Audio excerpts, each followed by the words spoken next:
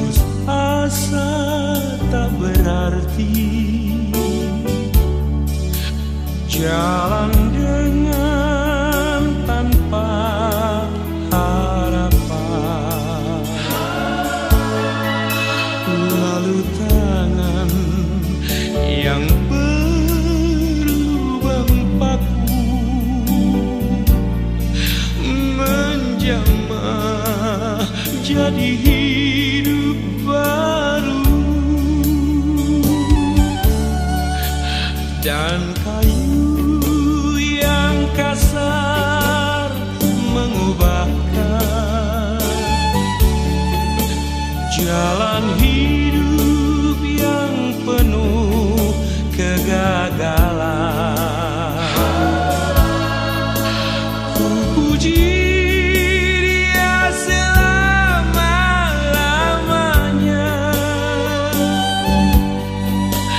sebab salib mengubah hidupku, dan ku yakin darah Yesus yang suci sudah mengalir di Kalvari. Bila zaman berlalu, dunia mendebu, ku tetap pegang salib itu.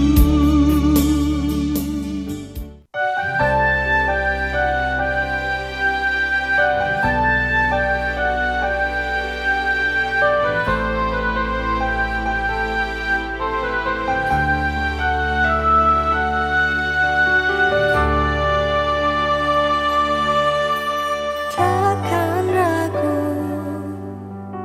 ku berjalan di dalam lembah yang gelap.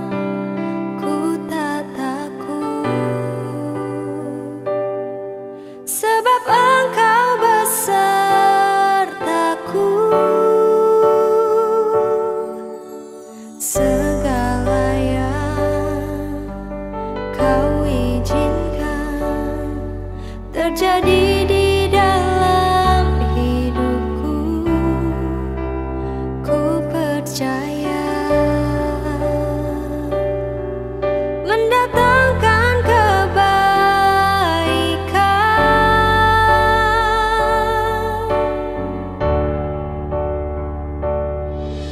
Bapa, ku percaya rancangan-Mu indah. Bapa, ku percaya Kau turut bekerja dalam segala hal, mendatangkan kebaikan bagiku.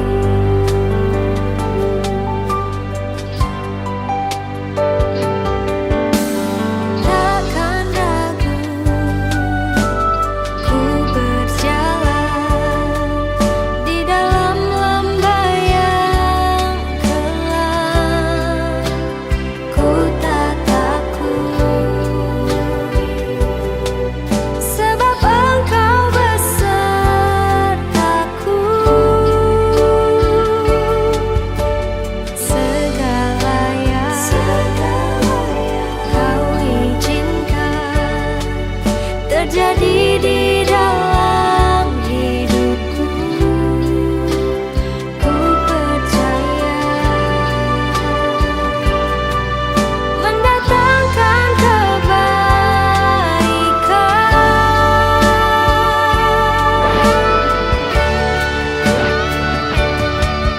Bapa, ku percaya rancangan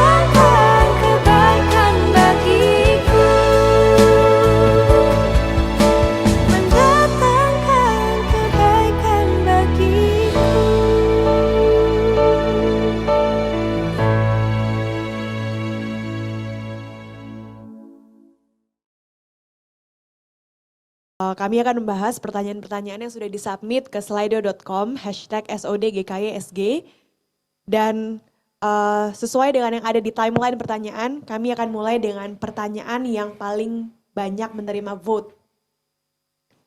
Jadi kalau ada pertanyaan di dalam timeline yang mau dijawab terlebih dahulu, silakan di upvote gitu ya. Oke, pertanyaan pertama Pak. Keinginan baru berubah, keinginan baru seperti kayaknya berbuah. Berubah menjadi dosa apabila dibuahi. Yakobus 1 ayat 14-15. Tidak setiap dorongan harus diaktualisasikan. Bagaimana kita mendamaikan hal ini dengan Matius 5 ayat 28? Sepertinya itu yang kalau misalnya lust itu, hawa nafsu itu dalam hati juga sudah terhitung dosa gitu. Ya. Oke, ini pertanyaan yang bagus ya. Jadi kalau kita mengatakan bahwa setiap orang itu dicobai oleh hawa nafsunya sendiri, Yakobus bilang gitu. Dan itu akan jadi dosa kalau dibuai. Nah, sedangkan di Matius itu kan kita melihat terus menginginkan kan gitu. Nah, bedanya ada di mana gitu. Nah, sebetulnya begini, itu bedanya antara setelah kita punya pemikiran, kita itu mewujudkannya enggak dalam bentuk sebuah keinginan. Dorongan dan keinginan itu kan beda.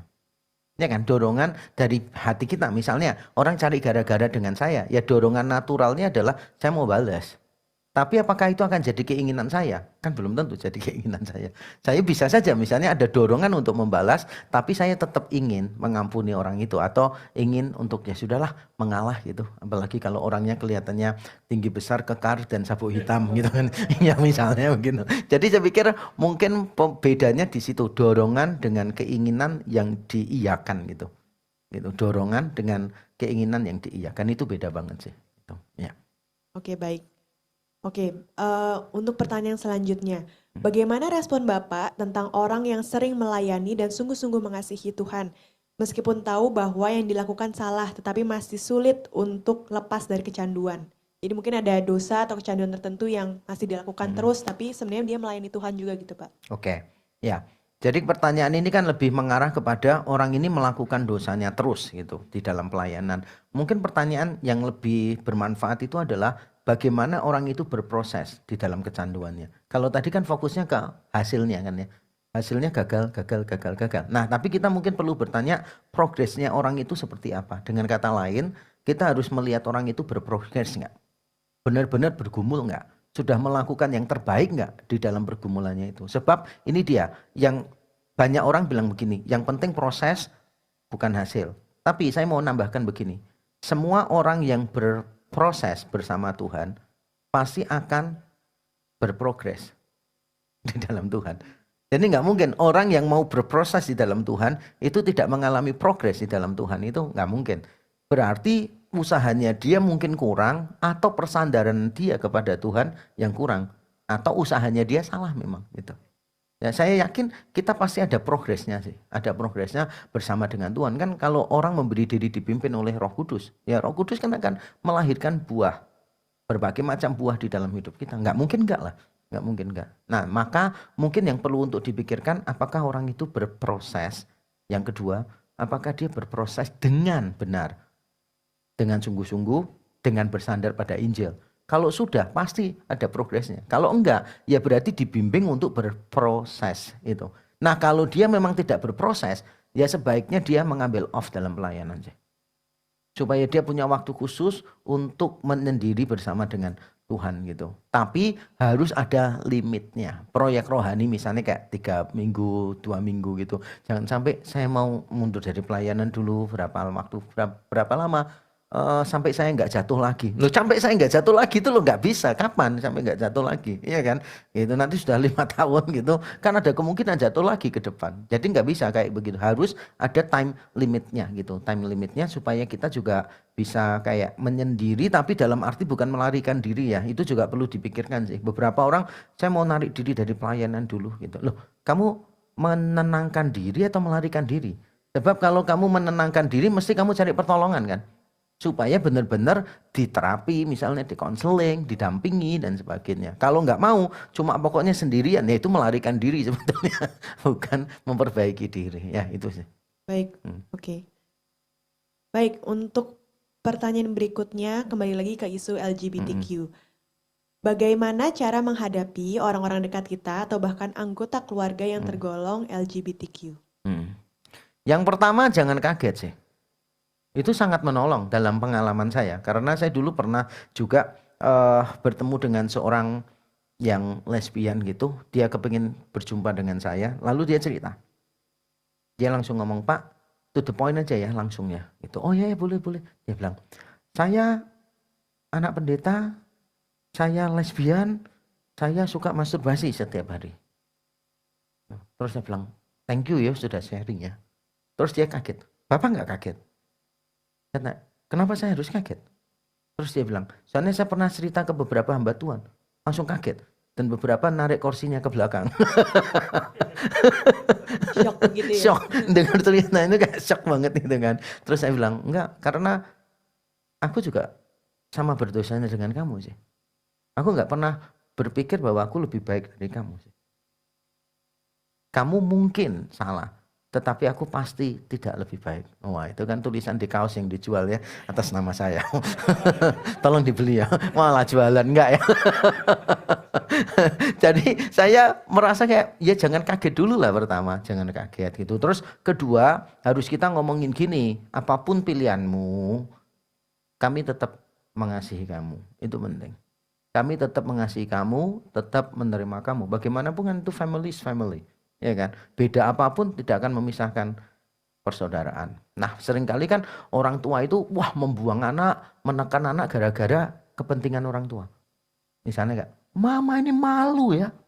Gitu. Atau papa ini majelis di gereja, malu tahu nggak kalau sampai jemaat ngerti kamu itu gay lesbian gitu. Anak semakin merasa kayak, it's all about you. Kamu bahkan tidak berusaha untuk mengerti pergumulanku gitu. Jadi harus setelah jangan kaget, kedua memberikan penerimaan secara eksplisit. Bagaimanapun keputusan kamu, keadaan kamu, kami menerima kamu, kami mengasihi kamu. Itu dulu. Yang ketiga baru gitu. Baru kita ajak bicara. Menurut kamu ini persoalan atau enggak? Gitu. Kalau kamu merasa ini persoalan, ayo kita selesaikan bersama-sama gitu. Jadi pendekatannya harus model gitu. Selama dia menyadari bahwa ini sebuah persoalan, ya sudah langsung 3 langkah ini cukup kan. Berarti kan kita langsung tolong dong. Langkah keempatnya kan langsung tolong. Tapi kalau misalnya menolong bersama-sama ya, menemani dia dalam perjalanan. Tapi kalau dia merasa ini bukan masalah, maka yang keempat muncul diskusi. Diskusi, mengapa kamu tidak melihat ini masalah? Karena menurut papa mama itu masalah itu. Nah, sekarang tinggal cari diskusinya, jangan saling serang. Pokoknya harus paham walau tidak sepaham. Itu inti dari diskusi itu begitu. Harus paham walaupun tidak sepaham. Jadi selama kita ngomong, do you get my point? Iya. Ya, I get your point too. Jadi sudah selesai diskusinya. Nah, nanti tiba waktunya, nanti kalau Tuhan buka hatinya dia melalui hal-hal yang positif ini, dia lebih terbuka, lebih mudah untuk diskusi lanjut. Jadi jangan sampai ketika kita berdiskusi, kita berpikir sekali diskusi harus tuntas gitu kan. Itu kan anak sendiri. Itu kan anggota keluarga. Kita ketemu terus. Kecuali orang asing di pesawat, orang asing di bis gitu kan. Mungkin dorongan untuk sekali ketemu harus beres itu mungkin dorongannya gede. Tapi kan ini anak sendiri mungkin anggota keluarga ya kan. Jadi take it easy aja. Dengan prosesnya pelan-pelan. Jangan sampai memperburuk relasi. Ya gitu. Jadi dari awal nggak langsung diajak konfrontasi. Iya, untuk jangan lah. berantem. Jangan kaget dengan dosa. Ya. Kagetlah dengan kebaikan. Loh, kalau saya kan selalu ngajarkan nih, di dalam dunia yang sudah jatuh ke dalam dosa, penderitaan dan kejahatan seharusnya tidak mengagetkan. Kebaikan sekecil apapun itu adalah sebuah kejutan. Itu prinsip hidup saya gitu. Maka ketika saya melihat ada orang berbuat jahat ke saya merasa kayak wajar banget sih dalam dunia yang sudah jatuh dalam dosa gitu. Tapi kalau ada orang melakukan kebaikan sekecil apapun, saya kaget, surprise itu. Nah, kita kan kadang-kala take it for granted. Melihat sesuatu yang baik ya take it for granted. Tapi melihat sesuatu yang jahat kaget gitu. Menurut saya harus diubah sih. Dunia kita ini sudah jatuh dalam dosa loh. Oke, untuk yang pertanyaan selanjutnya, apa sikap dan langkah konkret yang perlu diambil oleh orang tua dan guru terhadap anak yang di bawah umur yang mengaku bahwa dirinya adalah seorang LGBTQA++? Yang dilakukan orang tua atau anak ya? Yang dilakukan orang tua atau guru terhadap anak yang bilang, I am a lesbian or I'm a gay gitu. Ya. Ini susah untuk dijawab sih sebetulnya. Karena begini, seharusnya pendidikan seksual itu dilakukan sejak kecil ya kepada anak-anak gitu. Ini bisa miss begini mungkin juga, mungkin ya, saya nggak tahu kasusnya seperti apa. Mungkin karena sexual educationnya itu terlambat gitu dilakukan oleh orang tuanya. Jadi orang tua itu begitu punya anak, anak bisa diajak komunikasi, anak itu harus diajarin kamu bersyukur ya sebagai wanita gitu. Kalau dia laki, kamu bersyukur ya sebagai laki gitu. Harus selalu diingatkan bersyukur. Dan laki perempuan beda, laki perempuan beda gitu. Kebetulan 2 anak saya semua laki. Jadi pendekatannya lebih enak gitu. Jadi saya mengedukasi mereka sejak kecil bahwa laki dan perempuan itu berbeda. Kalau laki itu harus bangga dengan laki, kalau perempuan bangga dengan perempuan gitu. Jadi kita menerima itu. Nah, tapi kan ini anyway, ya mungkin faktornya terlambat diedukasi atau memang mungkin anak ini punya kecenderungan itu dari kecil. Memang ada beberapa orang punya kecenderungan homoseksual dari kecil. Saya tidak mengatakan itu faktor genetis ya. Belum ada buktinya. Tapi beberapa orang memang sangat early sekali di dalam hidupnya itu menyadari ketertarikannya kepada sesama jenis. Nah, kalau memang dia sudah berani ngomong gitu, ya menurut saya pertama yang harus kita lakukan ya kita memberikan pelukan, rangkulan, dan kita ngomong it's okay. Setiap orang punya dorongan di dalam dirinya, baik yang positif maupun yang negatif gitu. Nah, itu dulu kita harus melihat bahwa ini tuh kayak wajar. Bukan benar ya, tapi wajar maksudnya. Semua orang itu bergumul dengan hal-hal yang semacam itu. Gitu. Nah nanti kalau dia masih terlalu kecil, wah ini yang cara menjelaskannya kan yang agak susah. Nah menurut saya kalau dia terlalu kecil, dia kan nggak akan memberikan pembenaran-pembenaran. Misalnya, oh ya kebenaran kan relatif gitu kan. Terus kita ini jangan sampai ya percayai pandangan tradisional, pandangan mayoritas ya, karena ada interplay antara power and language gitu kan. Rasanya kok nggak sampai ke sana sih ya. Mungkin pendekatan William Ockham lebih sederhana buat dia.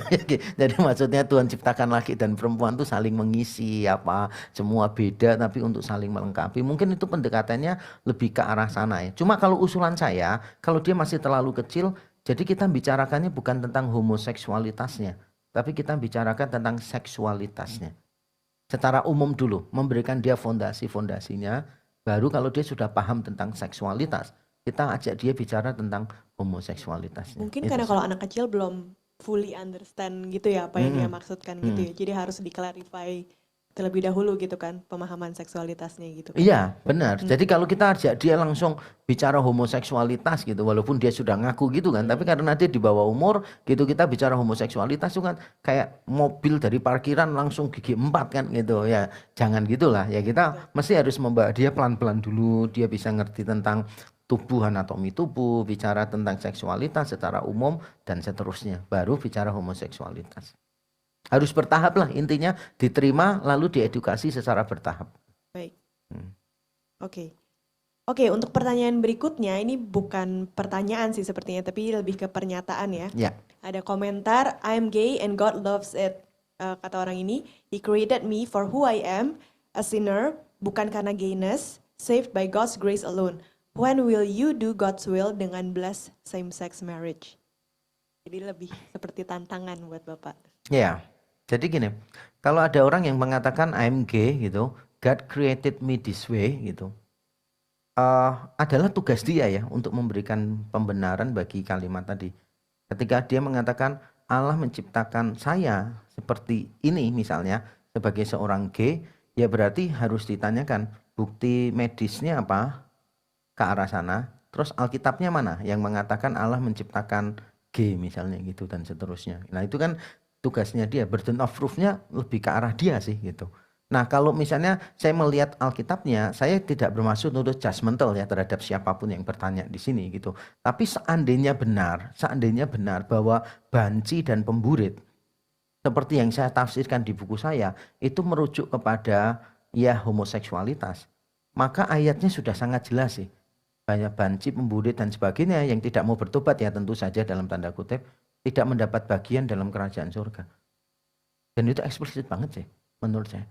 Tapi itu berlaku juga untuk keserakahan ya yang nggak diselesaikan dan sebagainya. Karena ini di dalam daftarnya itu menariknya bla bla bla bla bla bla, terakhir itu penyembahan berhala. Jadi seolah-olah ini semua itu kayak di cover dengan penyembahan berhala, itu persoalannya. Menurut saya kalau ada orang yang mengatakan saya gay, Tuhan mengasihi saya, mungkin harus didefinisikan mengasihi apa ya? Tuhan mengasihi semua orang sih, gitu. Tapi mengasihi dalam arti Allah mengasihi dia dengan menerima genesnya dia dan sebagainya. Saya kok ragu banget ya, karena Alkitabnya tidak menuju ke sana sih. Ya kan? Alkitabnya tidak menuju ke sana. Jadi Yesus mengasihi orang berdosa, iya. Tapi perhatikan pada waktu perempuan yang berzina itu kan. Yesus kan bukan cuma berkata, aku pun tidak menghukum engkau. Tapi Yesus mengatakan apa? Jangan berbuat dosa lagi. Nah, itu kan harusnya diambil. Jangan cuma Yesus tidak menghakimi, tapi Yesus berkata, jangan berbuat dosa lagi. Jadi menurut saya, mungkin ada beda ya antara orang dengan kecenderungan homoseksual dengan gay. Kalau dia misalnya pertanyaan yang terakhirnya dia tentang apa? When will you do God's will dengan bless same sex marriage. Loh, saya memberkati semua orang ya. Bahkan orang yang memusuhi saya pun saya memberkati kok. Mungkin ini maksudnya officiate marriage gitu kali ya, memberkati dalam Officiate. pemberkatan. Iya. Pemberkatan. I will not do that. Bahkan saya tidak akan menghadiri pemberkatan sesama jenis. Tapi saya akan menghadiri weddingnya. Tapi bukan pemberkatannya. Karena kalau saya memberkati berarti theologically saya kan setuju dengan hal itu. Saya mendukung itu. Ketika saya mintakan berkat kan berarti saya mengakui Allah berkenan kepada pernikahan itu. Dan saya nggak akan melakukan hal-hal yang saya nggak mau lakukan sih. Dalam arti yang bertabrakan dengan keyakinan teologi saya gitu. Dan menurut saya ya orang ini mungkin bisa nyari pendeta lain ya gitu. Iya kan, jangan cari saya gitu. Jangan.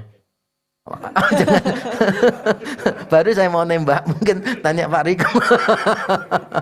Enggak, bagi saya gini, tapi bukan berarti saya membenci ya, bukan. Tapi saya kan pernah ditanya orang gini, kalau misalnya temanmu nikah sesama jenis, kamu datang nggak di weddingnya? Saya bilang, kalau wedding saya datang. Tapi kalau pemberkatan saya tidak datang. Ya berarti kalau di wedding kamu setuju? Enggak lah, saya kan sudah publicly ngomong saya tidak setuju. Jadi kehadiran saya di sana itu gestur sosial. Karena dia teman gitu. Bukan karena saya menyetujui pernikahannya dia gitu. Makanya menurut saya perlu kita itu making public statement tentang posisi kita. Sehingga pada saat kita menghadiri weddingnya kita tidak disalahpahami orang. Tapi kalau pemberkatan nikah kan beda. Itu kan kayak Allah memberkati pernikahan ini gitu kan ya. Mau menganggap pernikahan ini kudus apa semua. I don't think so sih. I have different interpretation of it. Ya. Oke. Oke, pertanyaan selanjutnya, apakah gereja boleh menolak membaptiskan LGBTQIA++? Gini, mungkin isunya jangan terlalu dispesifikan gitu ya. Saya akan mencoba melebarkan dulu supaya orang nggak salah paham gitu. Kira-kira gereja akan membaptiskan nggak orang yang berdosa di area lain dan tetap melakukan dosa itu? Itu pertanyaannya mungkin lebih tepat. Jangan langsung di situnya gitu. Misalnya nih contoh, gereja akan membaptiskan nggak ya seorang yang selingkuh terus-menerus? Kalau saya enggak. Saya tidak akan membaptiskan. Karena itu menunjukkan dia tidak ada bukti pertobatan. Sedangkan baptisan itu tanda apa? Tanda pertobatan. Jadi saya tidak mau mengikuti game plan-nya dia. LGBTQ dibaptis nggak? Loh, saya nggak mempersoalkan mau LGBTQ dan sebagainya. Karena sekali lagi yang dipersoalkan kan bukan jenis dosa, tapi respons terhadap dosa. Orang yang sering selingkuh gitu, ya saya nggak mau baptiskan lah. Orang yang misalnya ya, sering kali misalnya menghasut orang, apa bikin masalah dan sebagainya, walaupun selesai katekisasi, saya juga nggak mau baptis. Karena belum ada pertobatan gitu loh. Bukan berarti saya merasa dia lebih baik dari orang lain, bukan. Tapi kan orang itu harus menyadari dia berdosa gitu loh. Tidak cukup untuk mengatakan I am a sinner, titik gitu kan ya. Menurut saya enggak begitu ceritanya Alkitab begitu, bukan gini. Lord I am a sinner, terima aku apa adanya, titik. Enggak, tapi selalu Tuhan aku orang berdosa, basuhlah aku dengan darahmu. Aku orang berdosa, sucikanlah aku gitu kan. Selalu ada di situ, jangan berhenti di pengakuan kita orang berdosa dong. Tapi kan selalu ada transformasi di dalam Kristus. Ya. Baik, berarti untuk clarify buat orang-orang yang mungkin mempunyai dorongan homoseksual tapi ada dalam proses menuju pertobatan, berarti ada kemungkinan untuk dibaptis lah ya. Loh iya, bahkan misalnya nih ada seorang remaja, dia gini, saya ini nggak bisa mencintai lawan jenis, saya cuma ada dorongan romantik kepada sesama jenis gitu. Tapi saya tahu ini salah dan saya mau berproses gitu. di dalam Tuhan, terus dia ikut katekisasi, ya tak baptis lah. Selama dia mau bertobat, nggak ada salahnya. Semua kita ini orang berdosa kok gitu. Tapi kan ya lucu dong kalau misalnya satu gereja menganggap homoseksualitas itu dosa, lalu orang ini LGBT nggak mau menyadari itu dosa. Ya minta baptis di gereja lain dong. Jangan di gereja yang itu kan. Kan banyak gereja, ya kan? Iya. Banyak gereja. Jadi kan tidak harus di gereja itu. Dan pada waktu gereja itu nggak mau melakukan, jangan dipikir diskriminasi dong. Jangan dipikir kok membenci. Ya enggak lah. Menurut saya jangan baperan lah ya. Maksudnya jangan baperan. Kalau orang itu berani mengungkapkan identitas seksualnya dan berani ngotot itu benar, ya berarti dia harus memberi ruang bagi orang lain untuk ngotot dirinya juga benar. Nggak usah baperan, biasa aja. Itu kan kebebasan berpendapat ya. Tadi aku baru diingetin kita masih ada 13 menit lagi. Wah. Jadi kita akan coba untuk go through as many questions as possible. Oke, untuk berikutnya ada yang pertanyaan yang cukup kritis. Kalau LGBT hanya masalah moral, permasalahannya aktivis LGBT masuk ke hak secara legal. Dan kita yang berpendapat jadi punya konsekuensi hukum secara legal. Bagaimana responnya? Jadi begini ya, kita makanya mungkin saya harus jawab agak luas dulu ya. Antara moral, legal.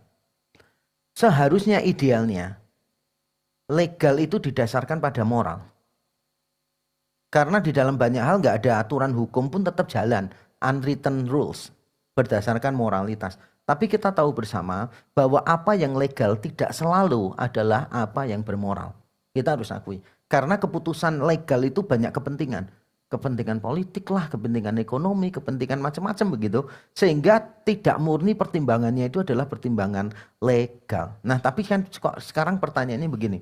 Seandainya di satu negara itu sudah dibuat legalitasnya. Nah ini kan jadi masalah nih. Kalau misalnya nih di satu negara sudah ditetapkan seperti Amerika, Belanda dan sebagainya. Bahwa pernikahan sesama jenis itu tidak dilarang misalnya gitu. Nah sekarang kan bagaimana sikap sebagai pendeta? Karena kalau kita menolak untuk melakukan itu kan dianggap melanggar hukum kan gitu. Nah kalau saya sih melihatnya begini. Kita harus meneliti hukum itu. Di masing-masing negara itu ada perbedaan. Karena hukum yang berlaku secara umum itu kan cuma melarang pemberkatan sesama jenis misalnya. Tapi gereja kan tetap diberi otonomi untuk mengatur keanggotaan membershipnya. Siapa yang bisa jadi membership di situ, siapa yang tidak bisa jadi membership di situ. Nah kalau misalnya gereja itu membuat aturan yang boleh diberkati pernikahan adalah member. Sedangkan di dalam membershipnya itu harus orang yang menunjukkan pertobatan serius. Kalau tidak berarti nggak bisa. Ya otomatis kan gereja ini punya wewenang juga dong. Bukan untuk menolak pemberkatan sesama jenisnya. Bukan ya. Tapi menolak untuk memberi tekan membership kepada orang ini. Nah karena dia bukan member maka dia tidak punya hak di sini. Jadi bukan kita menghilangkan haknya dia. Tapi memang dia tidak memenuhi persyaratan untuk menjadi member, yaitu salah satu haknya diberkati di sini, ya kan? Nah, gitu. Nah, kalau hal-hal lain yang melanggar legalitas bukan masalah pernikahannya, menurut saya gereja harus membela LGBTQIA++ sih. Jadi misalnya, kalau sampai kita melihat ada orang banci dipukuli gitu kan ya. Kemudian alasan, kenapa? Nggak tahan saya, jijik ngelihat orang itu. Loh, gereja harus protes tuh. Membela orang yang aniaya, karena itu melanggar hukum kan, melanggar legalitas. Jadi saya pikir gereja harus berdiri untuk menentang hal itu yang merampas hak-hak legal dari LGBTQIA++. Cuma kan sekarang pertanyaannya, kalau saya nggak mau membaptis, apakah saya mengambil haknya mereka? Kan enggak. Kalau saya nggak mau memberkati pernikahan mereka, apakah saya mengambil haknya mereka secara legal? Enggak kan. Kan masih banyak gereja lain kok yang mungkin mau melakukan gitu. Kan di Indonesia kan belum dilegalkan juga kan ya. Pertanyaan berikutnya, bagaimana untuk membantu orang LGBTQ tanpa menyakiti perasaannya? Tanpa menyakiti perasaan itu kayak terlalu umum ya, nggak jelas, ambigu gitu. Apakah dengan kita menyatakan itu salah itu menyakiti perasaan? Nah kan kita definisikan dulu menyakiti perasaan itu apa? Kalau misalnya ada orang memberitahu saya salah, saya kok nggak merasa sakit ya? Ngerti ya maksudnya gitu. Tapi kalau orang itu menghina, nah itu saya sakit, wajar. Tapi kalau orang memberitahu saya salah, nggak selalu sih itu hinaan kan. nggak selalu menyakiti. Jadi kalau misalnya bagaimana menolong LGBTQ tanpa menyakiti perasaannya, ya mungkin jawaban saya begini sih, ya kita tetap punya prinsip, kamu mungkin salah, tapi aku pasti tidak lebih baik. Kedua, hindari kata-kata yang merendahkan, yang mengolok-ngolok dan sebagainya. Itu kita harus hindari itu. Ketiga, kita harus hindari stigma negatif atau stereotipe negatif tentang LGBTQ gitu. Yang keempat, kita harus memangkas mitos-mitos kita sendiri. Kalau tadi kan mitos-mitosnya mereka, kita juga harus memangkas mitos-mitos kita itu. Misalnya kayak gini, pernikahan sesama jenis pasti tidak bahagia. Apa benar? Risetnya mendukung nggak? Kalau risetnya nggak mendukung, nggak bisa loh kita pakai itu kan gitu. Itu kan dipersoalkan juga dalam komunitas LGBTQ karena beberapa orang Kristen punya pemikiran, wah ini kalau orang tuanya LGBT gitu, LGBT gitu, itu pasti anaknya bermasalah itu secara moralitas. Loh, kenyataannya nggak juga kok gitu. Nah maka kita harus menentang mitos-mitos yang salah juga sih, yang selama ini gereja pegang ya gitu. Oke, ini ada pertanyaan yang lumayan filosofis. Dunia terus menjadi post-truth. Apakah ini karena garam menjadi tawar, gereja sekedar dogmatis, bahkan digarami bukan menggarami, bagaimana semestinya? Jadi begini, saya kutip dari Charles Spurgeon ya. Charles Spurgeon pernah mengatakan, mengapa gereja hanya memiliki dampak yang kecil di dalam dunia? Jawabannya Spurgeon adalah, karena dunia lebih dulu punya dampak yang besar di dalam gereja. Menurut saya, kelemahan banyak gereja itu adalah mereka tidak fokus pada kebenaran juga sih. Mereka fokusnya pada hal-hal yang sifatnya pragmatis. Jadi banyak gereja sendiri itu sebetulnya modelnya terlalu pragmatis gitu. Orang datang bukan diajarin kebenaran, tapi diberi penghiburan, dipuaskan emosinya, dipuaskan pergumulannya. Loh itu kan sama dengan yang dijanjikan di post-truth tadi kan. Objective truth itu kayak kurang appealing buat mereka. Yang paling penting apa? Perasaan, emosinya dan seterusnya. Gereja juga melakukan kesalahan sih. Kenapa? Karena gereja tidak mengajar jemaat untuk critical thinking. Apalagi di beberapa gereja kan, sudahlah pendeta ngomong apa aja pasti benar. Nah itu kan repot gitu. Nah kita kan harus membuka ruang bahwa jemaat itu berbeda pendapat dengan kita, bahwa mereka bisa menggunakan critical thinkingnya untuk challenge my interpretation. Kalau saya gitu, di mimbar saya berapa kali ngomong, kalau saudara mendapati penafsiran saya menurut saudara keliru, itu let me know. Kita discuss gitu loh. Kalau saudara menganggap pandangan saya keliru, discuss dengan saya, nggak apa-apa. Jadi membuka diri gitu. Yang tidak mungkin salah kan Alkitabnya. Tapi kan penafsiran kita terhadap Alkitab belum tentu benar kan, belum tentu selalu benar, minimal begitu. Jadi gereja harus membiasakan jemaatnya berpikir secara kritis sehingga pada akhirnya ketika mereka keluar dari gereja mereka bisa melihat dunia itu secara lebih kritis gitu, secara lebih kritis. Itu saya tutup dengan ini ya, Roma 12 ayat 2 itu penting. Janganlah menjadi serupa dengan dunia ini, tetapi berubahlah oleh pembaruan budi, akal budimu, supaya kamu dapat membedakan kehendak Allah apa yang baik, yang berkenan kepada Allah dan yang sempurna. Menariknya gini, jangan serupa dengan dunia ini, tapi dikontraskannya dengan apa? Berubahlah oleh transformasi, renewal of your mind gitu. Berarti cara supaya kita ini tidak menjadi sama dengan dunia adalah transformasi akal budi. Artinya apa? Artinya begini, gereja ini bukan cuma memikirkan hal-hal yang rohani, tetapi memikirkan secara rohani. Bukan cuma memikirkan hal-hal yang rohani, misalnya pelayanan, doa, apa semua gitu, misi. Tapi memikirkan segala hal secara rohani. Misalnya tentang seks, uang, tentang macam-macam. Jadi jemaat harus dilatih untuk memiliki pola pikir rohani tentang segala sesuatu. Itu sih cara gereja untuk menang di dalam post-truth ini. Oke. Mungkin kita akan bahas 3 pertanyaan terakhir mungkin ya. Mulai dari sini. Dia bertanya bagaimana menghadapi orang LGBT dan melakukan pelecehan, tetapi dia pandai memanipulasi orang dengan hal-hal berbau spiritual. Jadi sepertinya pertanyaan ini bilang kayak orang ini LGBT melakukan pelecehan, tapi dia menutupi itu dengan hal-hal yang berbau spiritual gitu. Mungkin pertanyaannya menurut saya jangan terlalu spesifik juga ya. Karena menurut saya siapapun yang melakukan pelecehan seksual, saya nggak peduli dorongan seksualnya apa sih jenisnya. Ya tetap dia pelanggar seksual, ya tetap pelanggar seksual kan gitu. Jadi nggak usah perlu dikaitkan sama LGBTQ-nya itu loh. Siapa saja sikap kita sama. Jadi kan nanti khawatirnya gini loh, wah karena ini LGBTQ berarti sikap kita lebih keras gitu kan. Enggak sih, jangan punya pandangan gitu. Karena bagi saya siapa saja pelaku pelanggaran seksual ya tetap kita harus tindak sih dengan baik. Nah ini kalau gereja saya sebentar lagi juga saya sudah membuatkan draftnya sih tentang RegSafe ya. Jadi bagaimana gereja bisa menjadi tempat yang aman bagi jemaat dan sebagainya dari pelecehan dan pelanggaran seksual, seperti apa strategi implementasinya dan sebagainya. Ya hopefully dalam waktu dekat sih bisa segera selesai dan disosialisasikan, diimplementasikan. Dan di situ semua diperlakukan sama sih. Ya kan, baik pedofil, ya kan, mau dia homoseksual, mau apapun ya tetap diperlakukan sama sih di dalam hukumnya. Nah, jadi kalau misalnya orang ini suka bersembunyi di balik hal-hal yang rohani, bagaimana? Menurut saya ya gereja harus membuatkan aturan yang jelas sih. Nah, di dalam draft yang saya buat itu salah satunya adalah gereja itu perlu perubahan paradigma, beberapa paradigma.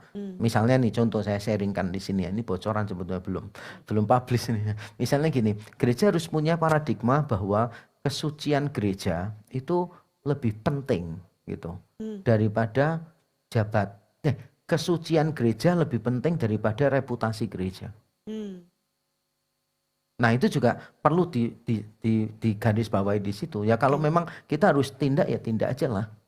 Walaupun itu melukai reputasi gereja. Tapi dengan itu apa ya kayak memberi dukungan kepada kesucian gereja kan. Ya kita lakukan. Kemudian misalnya gini, siapa saja berdiri sama gitu di depan dosa dan hukumannya. Jadi nggak peduli dia jemaat, tidak peduli dia pemegang otoritas dan sebagainya, ya tetap akan diperlakukan sama sih.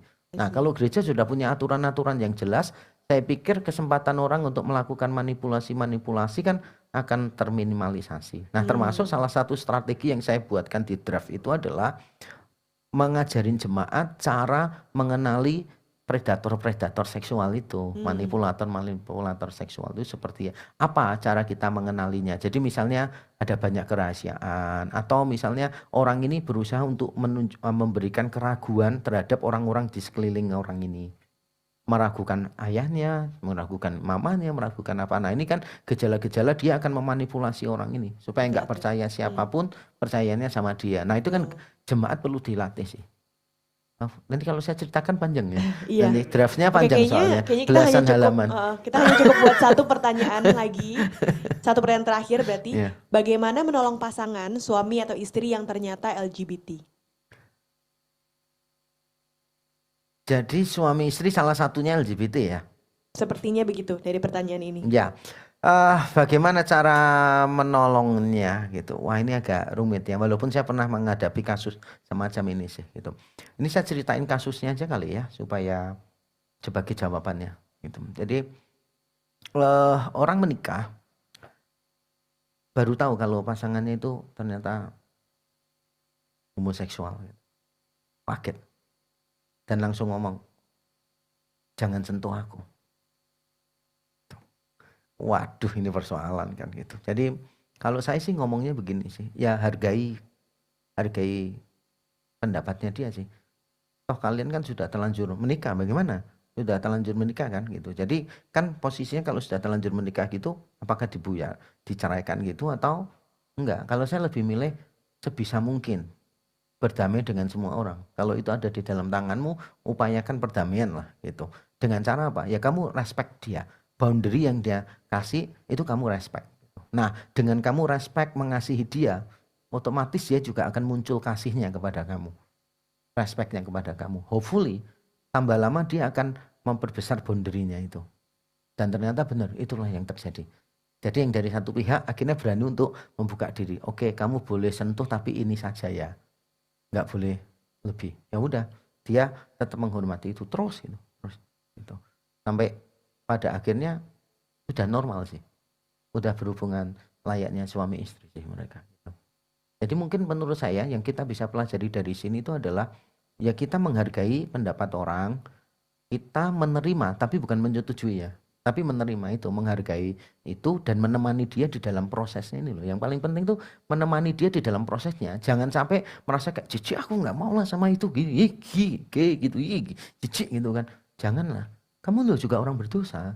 Gitu loh. Apa yang membuat kamu merasa diri lebih baik, lebih suci dari orang ini, dari suamimu yang gay? Enggak lah. Kamu harus belajar menerima kamu berdosa, dia orang berdosa, berjalan bersama-sama gitu. Itu saya pikir penerimaan ya. Kata kuncinya menurut saya itu kok penerimaan, perjalanan, menemani perjalanannya. Itu pada akhirnya dengan anugerah Tuhan, hopefully Tuhan itu bekerja mengubahkan sih. Itu. Ya.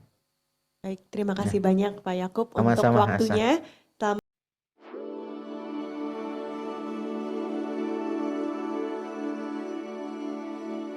Hidupku ada di tanganmu, kau beri rancangan yang terindah. Tak hanya yang baik saja yang ku terima, walau tubuhku diremukkan, walau jiwaku terkoyakkan, pujianku takkan terhentikan. Rohmu yang memberi penghibur.